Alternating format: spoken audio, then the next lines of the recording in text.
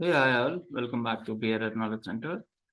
And in this session, we'll talk about encapsulation, and it's part of OOPS concept in C Sharp. And looking at the object-oriented programming language, so we have the concept called encapsulation, which basically having relations to classes. So looking at object-oriented programming language, we have classes, objects, inheritance, encapsulation, abstraction, right, and polymorphism. So as part of this, we are going to discuss about encapsulation today. So what is encapsulation? So encapsulation is a concept in the C sharp, right, to wrap the data into a single unit. That means it collects data members and member functions into a single unit in the class and then wrapping into a single unit called encapsulation. So the purpose of encapsulation is to prevent alteration of data from outside. This data can be accessed by getter functions of the class, or you can directly, access via just passing an object. Okay. So looking at the abbreviation, right, encapsulation, right, is the right, concept of wrapping up data into a single unit, right? So it basically collects, right, uh, data member, data member, and member functions, right, into a single class. Break, sorry, back. So this is what the purpose of encapsulation here. Encapsulation is the concept of wrapping data into a single unit. It collects data members and member right functions into a single unit, right? So this is a process of binding the data members and member functions into a single unit, right? So generally in C sharp, encapsulation is used to prevent the alteration of a code accidentally from the outside, right? To avoid the alteration, right? Alteration of, right?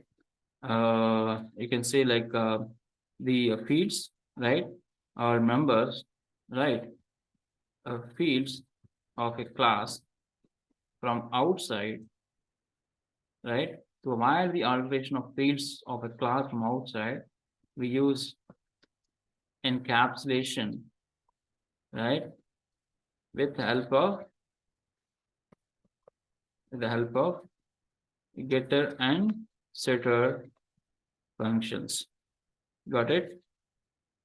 So if we define a class field with the properties, right? If we define class, right? If we define class with properties, right?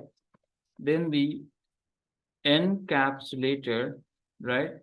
Class won't allow, right? Us to access the fields, right? Directly. That's what the intention of having encapsulation. If we define the class with properties, then the encapsulated class won't allow to access directly.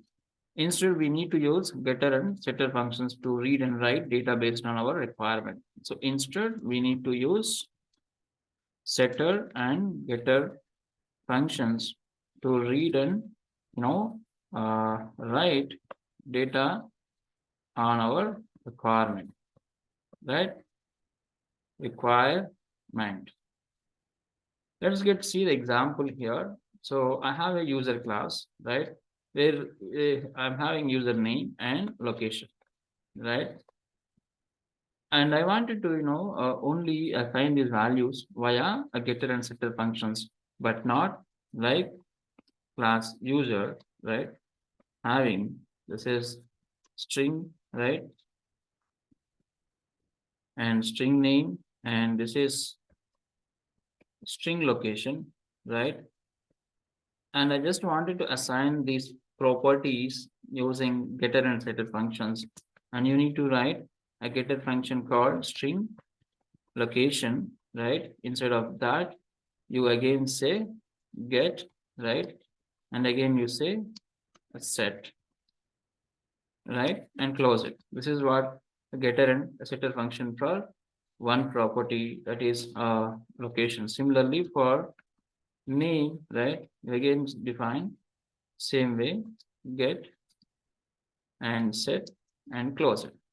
So while you setting this value, what you need to do is, right, you need to set a location equal to, right, this is for getting, right, sorry, return, right, a location.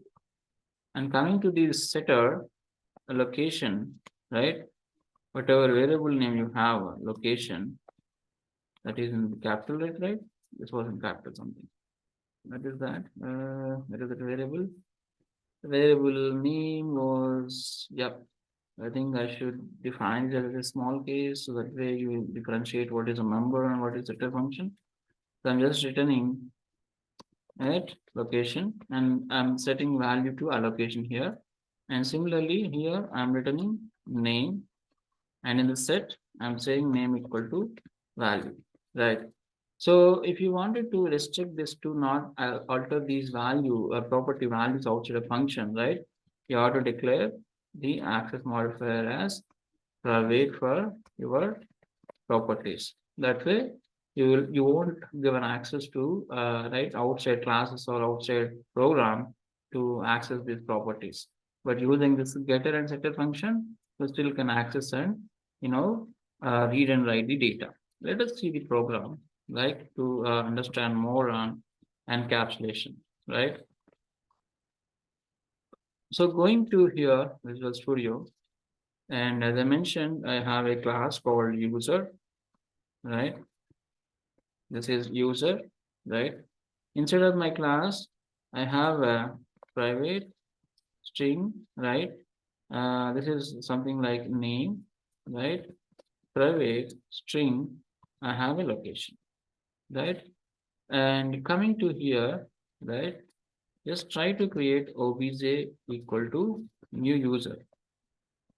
When I say obj dot, will you get any property of this name and location? No, you can't. So, but I want to assign a values. Hence, you need to use setter, getter functions for each property. For name, right? I'll say get, I'll say set. Got it? Similarly, for allocation, right? Public string allocation, right? I'll say get, I'll say set, right? Now I'm going to my calling area and I'll say dot obj dot name equal to some task, right? And similarly obj dot location equal to, right, test location. Got it?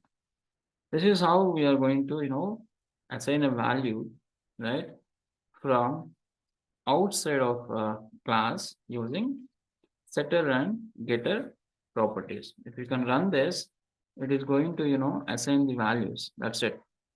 Got it? So again, what you need to do is you need to read those values, right? I'm going to read the values using again obj.name, right? And again obj.location. When I just give this, it is going to read those data and displaying it here. Thing is, without directly accessing the variables, I'm accessing from the setter and getter, right? That way, this complete user class is wrapping up into single unit, that is user. Using user, I'm going to do every operation here. That's how I'm going to restrict to not modify or alter the properties data from outside of my class. Okay, got it? So this is how we are going to define it, encapsulation, right? So generally in C#, encapsulation is used to prevent the alteration of code, right, from outside of your functions, right? So by defining the class fields with properties, we can protect the data from this accidental corruption. Got it? This is what the encapsulation in C#. I hope you understood the demo part for encapsulation, like defining the data and then merging and wrapping into single unit and only access to a unit called object here user. Okay. I hope you understood. Thanks for listening to this video and please subscribe this channel for more videos. Thank you.